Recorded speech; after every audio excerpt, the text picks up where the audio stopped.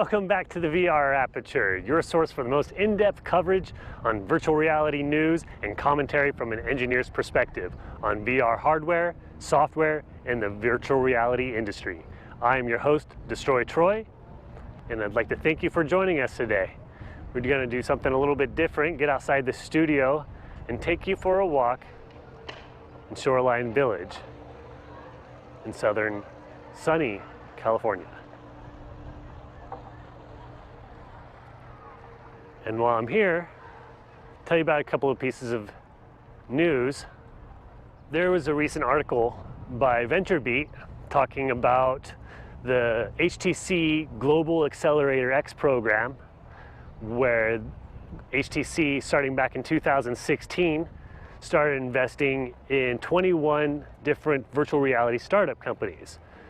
So now the number is at 80 different startup companies that HTC is investing in. They were a cell phone company, and you may not know that a lot of the innovation in the cell phone world started with HTC. For example, the dual front-facing camera, that was HTC's. They're just terrible at marketing. That's why you never heard about it until Samsung and Apple got a hold of it and put it in their iPhones and Galaxy S phones. And there's been a variety of other innovations that they've made in the cell phone world. They'll make the perfect company, or are the perfect company, to be doing this, investing this virtual reality acceleration program for the enterprise side of things. They also warn startup companies against diversifying too much when they do a pay-for-hire one-off jobs for a company for a specific application. For example, there might be a forklift certification app where an employee is provided access to the virtual reality machine, and they use it as a simulator to drive a forklift, like you might do for an aircraft. This is going to become more and more widespread through the industry, where companies are going to try and save money from sending their employees out somewhere to get trained to just providing access to a virtual reality machine and the software. But the HTC warns companies from diversifying from too much, that if they do, for example, a forklift driving app, that they do something similar like a crane operator's app, so that that startup can carve out their own niche in the market. And that's the point that HTC is stressing. In addition, in the news, there was an article that Oculus has made $5 million in content sales since the release of their new virtual reality visor, the Quest, released on March 21st. So apparently in the first 2 weeks, they made $5 million in content sales. It's not apparent how many units of the headset they sold, but in 2018, they sold 345,000 units of their flagship visor that year. And from there, I would like to segue to something that didn't make it into the last video, and that's my opinion on the growth of virtual reality. There are a lot of critics on YouTube and the news in general, online, about virtual reality. They say that virtual reality is a fad, that it's dying, it's going to go the way of the home 3D movie, where you saw with 1080p flat screens, lots and lots, basically every movie that came out you could buy in 3D.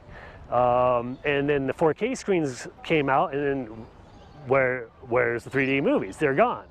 And I completely disagree that this is going to be the future of virtual reality. One, there's a lot of money being pumped into virtual reality right now. Since December, Oculus has 3 visors now, with the Rift S, and now the Quest. You got the HTC has 2 visors, the Vive and the Vive Pro.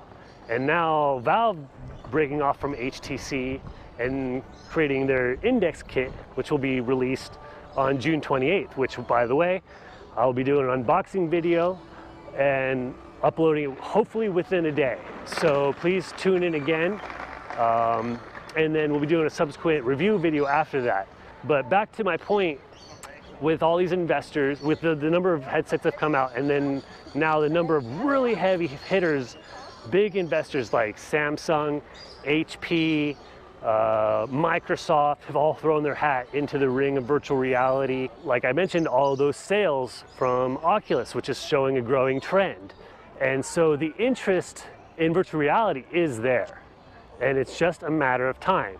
With all this investment, the equipment's just going to get lighter, it's going to get cheaper, it's going to get smaller, it's going to get more impressive. The body tracking, like the Valve Index knuckles controllers, is going to be a game changer, in my opinion, for virtual reality, having full hand immersion. And it's just going to be a matter of time until everyone in America either has virtual reality in their home or has at least access to it.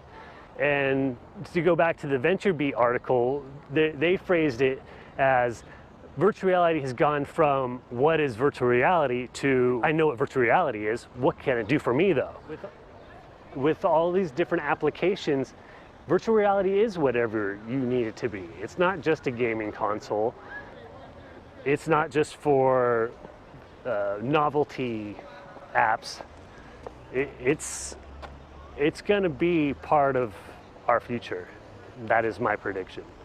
A close friend of mine agrees and said, yeah, it's just a matter of time, but it could be 10 years until we have games that meet the standards of today's video gamer, like a Witcher 3. And he's right. Not that it's going to take 10 years. It could be quite some time before that happens, but my prediction for the future success of virtual reality is going to be the retro games. If you're in the middle generation, if you're techno savvy, early adopter, you're in your middle age, which will tend to be the people who have the expendable cash, who can afford a $1,000 experimental VR kit, getting the opportunity to relive like Centipede or Galaga in a 3D virtual reality experience is going to be amazing. And it's really not going to be, it wouldn't be that hard to make. But that is my prediction, that it's going to be in the retro arcade games. And we have some of these already. Beat Saber isn't necessarily a nostalgic game, but it's a fairly simple game. It's basically a Guitar Hero with lightsabers, and it was recently reported that they sold over 1 million copies of that game. So to those critics of virtual reality, I say, eat your heart out. I'd like to go ahead and wrap up this video, and thank you all for watching. If you like this video, please hit the thumbs up, and if you'd like to support this channel, please subscribe. I'd also like to really thank those who watched the last video and subscribed. I really appreciate your support. Thank you for watching the VR Aperture. I am your host through the Aperture, Destroy Troy.